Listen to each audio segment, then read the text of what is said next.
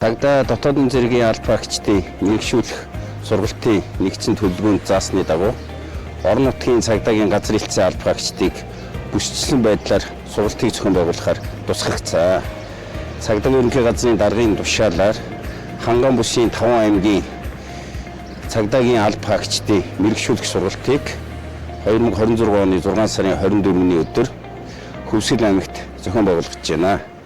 Энэ удаагийн сургалтыг цагдаа дотоодын зэргийн сургалтын нэгдсэн төв цагдаагийн байгууллагын төрөл мэргэжлийн албаттай хамтран уг албаны 10 сурагч багшийн сургалтыг зохион байгуулж байна.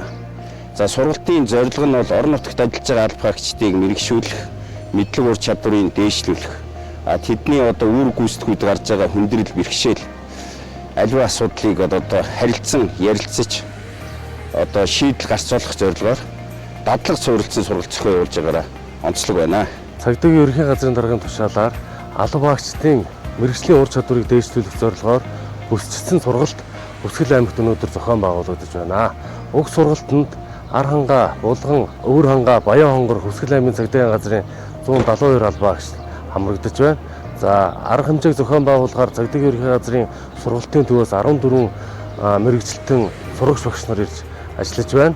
Өнөөгийн нийгмийн хөгжил, техник технологийн дэвшилт байдал, за мөн иргэдийн хэрэгцээ шаардлагын улмаас хууль сахиулагчид тэр дундаа цагдаагийн байгууллагын албаагчид маань өөрсдийгөө хөгжүүлж, чадварчулж өдөр тутамд байнга суралцж байх нь хэрэгцээ шаардлагатай болоод байгаамаа. За энэхүү сургалтын зохион байгуулж байгаа нь бол албаагчдыг хоорондоо туршлага судлах, мэдлэг чадвараа дээрсүүлэхэд оршиж байгаамаа.